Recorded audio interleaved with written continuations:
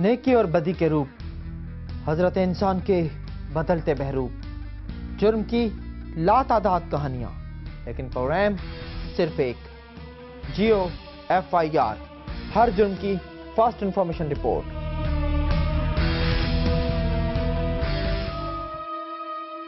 کسی پر تیزاب پھینکنے کے جرم میں قومی اسمبلی اور سینٹ سے سخت سزا کا قانون منظور ہو چکا ہے، مگر اس پر عمل درآمد کا معاملہ اداروں کے درمیان ہی کہیں جھول رہا ہے، اور اسی سرکاری سستی کا فائدہ اٹھا رہے ہیں وہ بے ضمیر اور سنگ دل، جن کے لیے پھول چہروں کو داغدار اور تندرست و توانا جسموں کو تیزابی آگ میں جھلسا دینا کوئی مسئلہ نہیں۔ کراچی اور میرپور خاص میں 2 لڑکیوں کو بے چہرہ کر دینے کے ملزمان بھی شاید اسی سرکاری بحر الکاہلی میں اشنان کے مزے لوٹ رہے ہیں۔ جرم بہت سنگین تھا، مگر بہت آسانی سے ضمانت کرا لی، اور اب متاثرہ خاندانوں کو دھمکا رہے ہیں، راضی نامہ کر لو۔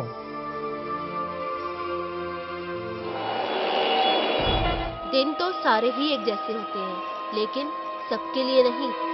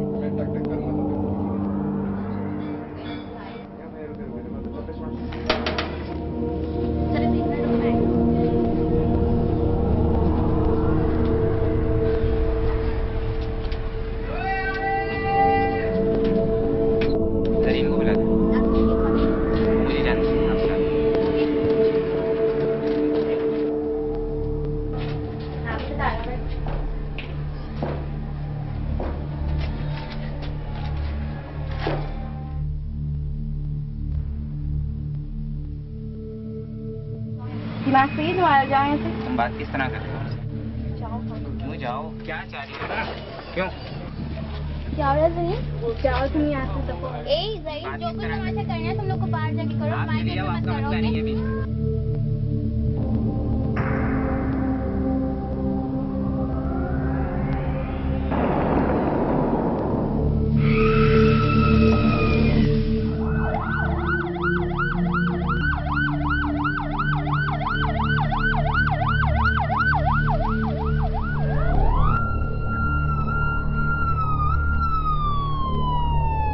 کراچی میں تیزاب پھینک کر 2 خواتین کی زندگی کو المیہ بنانے والا یہ واقعہ پارلیمنٹ اور سینٹ میں ایسڈ پروٹیکشن بل کی منظوری کے 2 ہفتے بعد پیش آیا۔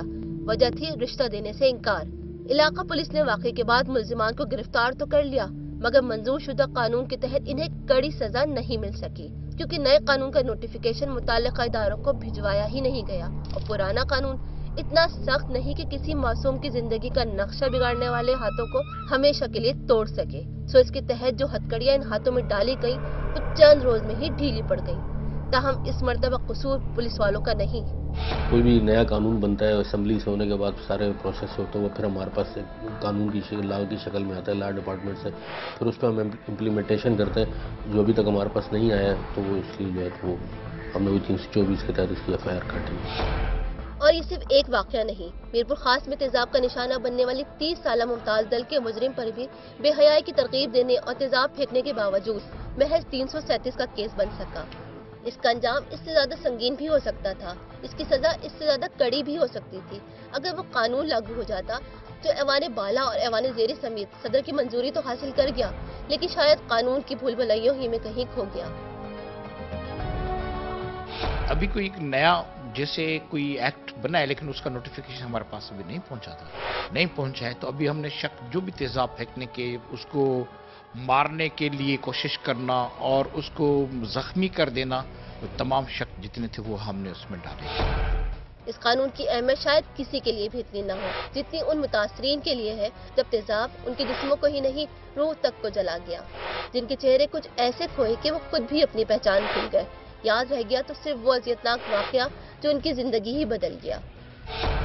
मेरे ऐसे लगा मेरे जिस्म पे जैसे आग लग रही हो, मेरे जिस्म पे कपड़े भी बस सारे गिर गए थे उस टाइम, और मैं चीखने चिल्लाने लगी तो मेरा बहुत हाल बुरा था, मेरा फेस पूरा बिगड़ चुका था, मेरा फेस जल चुका था, मेरे सर के बाल गिर चुके थे, मेरे सर के ऊपर भी उन्होंने डाला था, और जिस्म पे भी था, और चेहरा तो बिल्कुल मेरा देखने लायक नहीं था। कि मेरा चेहरा सारा खत्म हो गया, मेरी आंखें खत्म हो गई हैं। आखिर की मेरे साथ लोग बैठ जाते, पहले तो डरते थे, तो आगे की आंख ऐनक उतार देती हूँ तो लोग बैठ जाते, क्योंकि मेरी आंखें खत्म हो गई दोनों।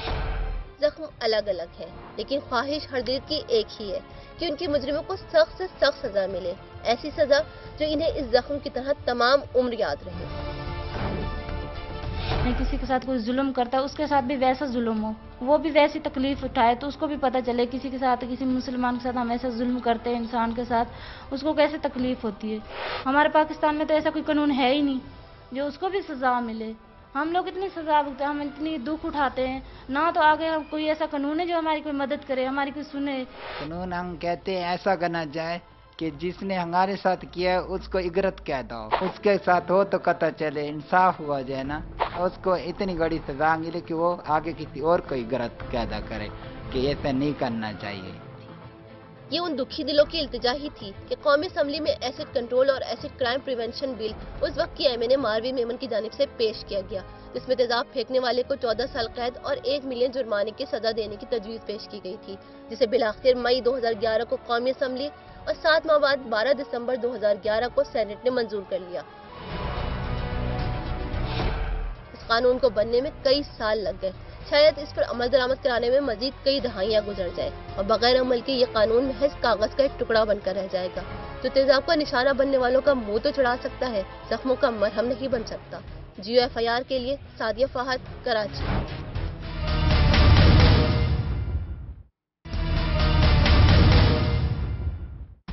कराची का ये वाकया सेनेट में acid control and crime prevention bill की मंजूरी के ठीक 2 हफ्ते बाद पेश आया।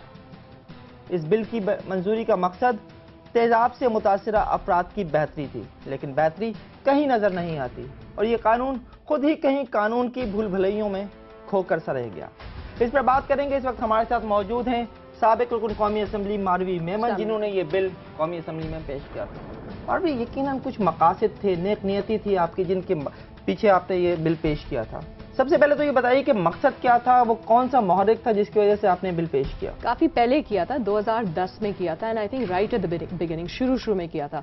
और तब किया था जब मेरे सामने एक केस आया था मारिया शाह का, जो शिकारपुर से थी, एक यंग बच्ची थी हमारी, और उसके साथ ये वाकया हुआ था, और उसको मैं बर्न्स यूनिट जो है यहाँ कराची हॉस्पिटल का, सिविल अस्पताल का, वहाँ मैं मिली थी। मारिया शाह तो अल्लाह को प्यारी हो गई, और उनके पेरेंट्स से भी मेरी अभी फैमिली से मेरी मुलाकात पिछले महीने ही हुई है।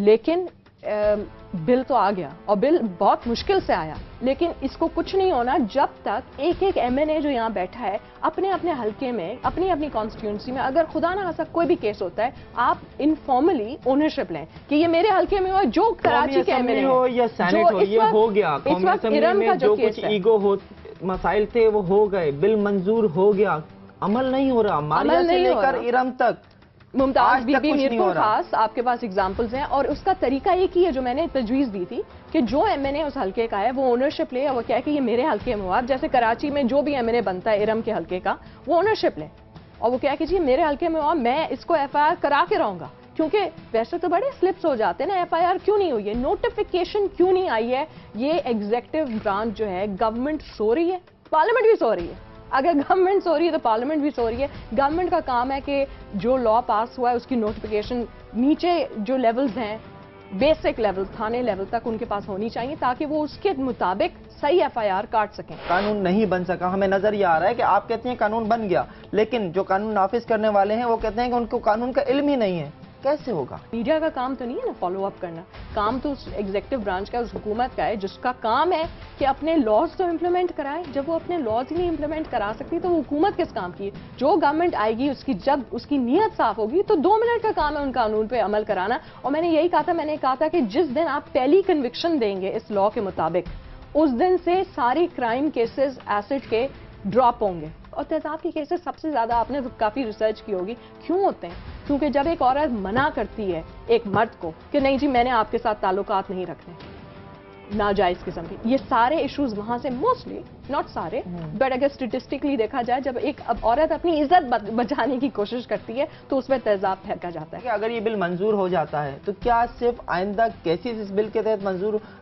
इस बिल के तहत लिए जाएंगे या माजी में जो वाकयात हुए हैं माजी का तो नहीं कवर है, इतना तो लॉ का है कि रेट्रोस्पेक्टिव तो नहीं जाता लॉ, लेकिन आगे वाले फॉर एग्जांपल अब जैसे आपने 2 केसेस पॉइंट आउट किए हैं, आपने किए हैं ना, आपने इन्वेस्टिगेट किया है, वैसे हमें कैसे पता चलता है? काफी केसेस ऐसे हैं तो उस एमएनए को पता होना चाहिए ना कि उसके हल्के में क्या हो रहा है।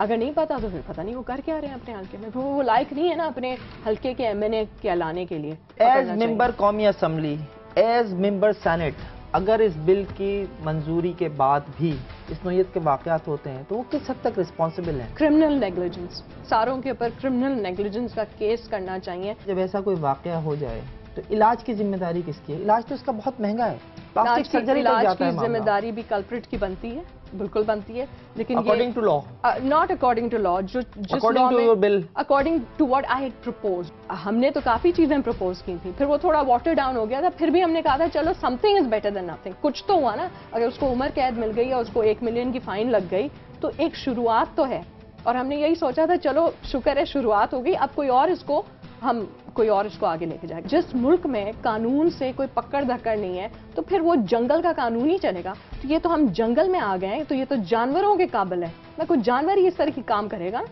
ये जानवरों के लेवल का काम है।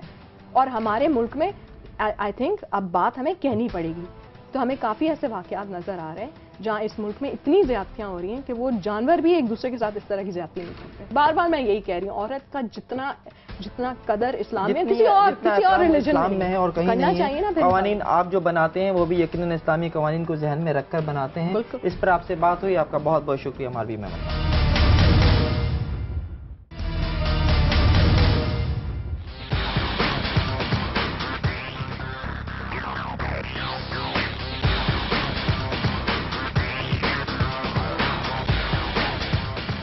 जी हाँ, तेजाब लिम्का ड्रिंक हरगिज नहीं, इसका शुमार उन खतरनाक अशिया में होता है जिनकी खरीदो फरोख्त पर निगरानी का इंतहाई मौसर निज़ाम होना चाहिए। मगर क्या किया जाए, हमारे यहाँ ये मोहलिक चीज भी चने और रेवड़ियों की तरह खरीदी और बेची जा रही है। इसका अमली सबूत लेने के लिए हम कराची की मारूफ केमिकल मार्केट गए, जहाँ नाइट्रिक एसिड, हाइड्रोक्लोरिक एसिड और सल्फ्यूरिक एसिड जैसे जानलेवा तेजाब इतनी आसानी से मिल रहे थे कि हमारी हैरत बुखारात बनकर उड़ गई। हम पहली दुकान में घुसे तो वहाँ सिर्फ सफाई सुथराई में इस्तेमाल होने वाले तेजाब थे।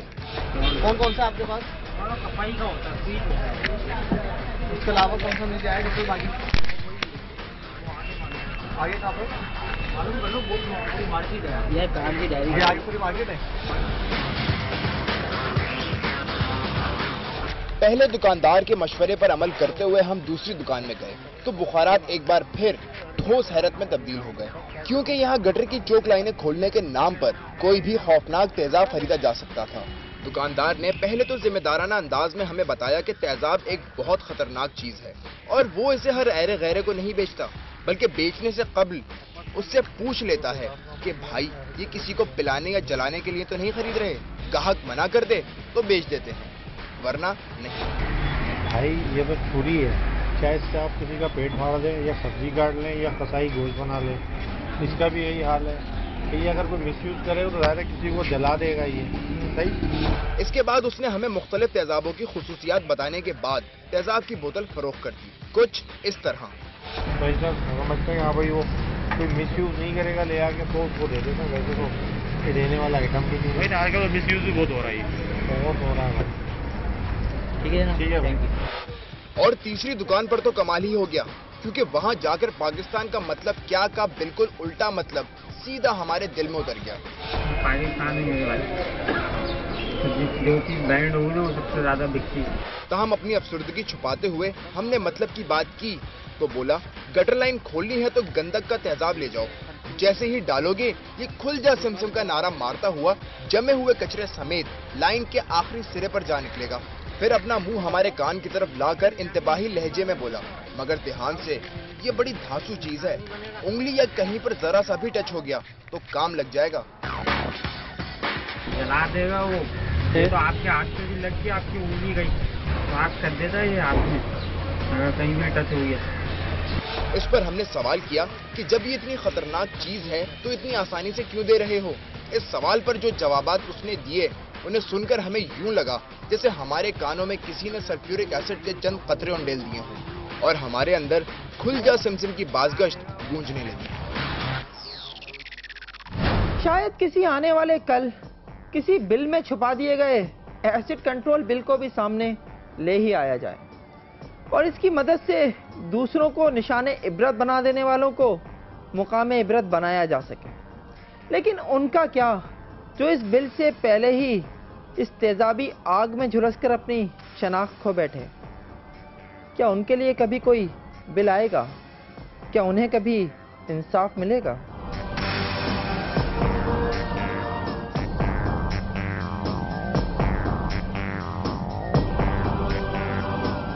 14 मई 2000 कराची के इलाके निपियर रोड के घर में 18 साल लड़की पर उसके शौहर ने तेजाब फेंका। लड़की का चेहरा मुकम्मल तौर पर खत्म हो गया, बाल जल गए, एक आंख की बीनाई खत्म हो गई और लड़की 6 माह के लिए कोमे में चली गई। कराची के सिविल अस्पताल में दौरान इलाज इंकिशाफ हुआ कि इस हादसे में उसका मिसकैरेज भी हो गया। ये लड़की थी फाखरा यूनुस और इस पर तेजाब फेंकने वाला उसका शौहर था साबिक रुकने पंजाब असेंबली का बेटा बिलाल खर। एक रिश्तेदार की मुद्दत में वाक़े की FIR बिलाल खर के खिलाफ दर्ज हुई, लेकिन जान पहचान काम आई और बिलाल खर को मफरूर करार दे दिया गया क्योंकि पुलिस उसे ढूंढने में नाकाम रही थी। बिलाखिर 2 साल बाद 31 अक्टूबर 2002 को बिलाल खर को मुजफ्फरगढ़ से इक़दाम कत्ल के तहत गिरफ्तार किया गया। लेकिन कहानी में ड्रामाई मोड़ उस वक्त आया जब फाखरा के अहम गवाह अपने बयानात से मुकर गए और बिलाल खर को पहचानने से इनकार कर दिया। फाखरा इलाज के लिए मुल्क से बाहर थी, कोई पैरवी करने वाला नहीं था, लिहाजा केस को सियासी इल्जाम तराशी का रंग दिया गया और 16 दिसंबर 2003 को district and session court south से बिलाल खर को बरी कर दिया गया। फाखरा इस वक्त इटली में है, 39 इंतहाई तकलीफदेह ऑपरेशन के बावजूद जिंदा है, लेकिन वतन वापसी के रास्ते उस पर आज भी नहीं खुल सके हैं। पाकिस्तान में तेजाब मुतासिरीन के लिए बनने वाले कानून पर वो खुश है और दुआ गो है कि उस जैसी अजियत का फिर कोई शिकार ना हो। लेकिन उसके दिल में आज भी एक सवाल है कि क्या उसे कभी इंसाफ मिलेगा? क्या उसके मुजरिम को कभी सज़ा मिलेगी?